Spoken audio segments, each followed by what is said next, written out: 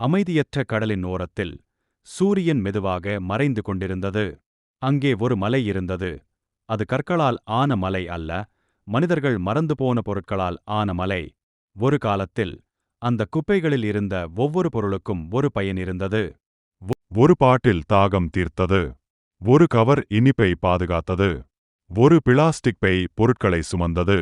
ஆனால் பயன்படுத்திவிட்டு கவனமின்றி தூக்கி எறியப்பட்டதால் அவை அனைத்தும் காற்றாலும் நீராலும் இங்கு சேர்ந்து ஒரு பெரிய குப்பை குவியலாக மாறின. உயிரற்ற குவியலின் நடுவில் யாரும் எதிர்பார்க்காத ஒன்று நடந்தது. ஒரு சிறிய பச்சை செடி முளைத்திருந்தது.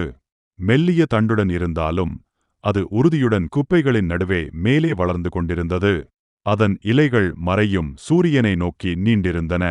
உலகம் இன்னும் வாழ தகுதியானது என்று நம்பியபடி கடல் அமைதியாக அதை பார்த்தது. வானம் மென்மையான நிறங்களில் மாறியது.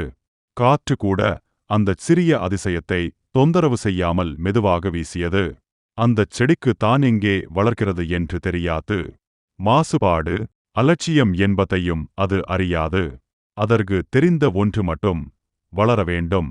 அந்த நொடியில் அது ஒரு சிறிய நம்பிக்கையின் சின்னமாக மாறியது. இவ்வளவு சிறிய ஒரு செடியே முயற்சி செய்கிறது என்றால் நாம் ஏன் இந்த பூமியை காப்பாற்ற முயற்சி செய்யக்கூடாது?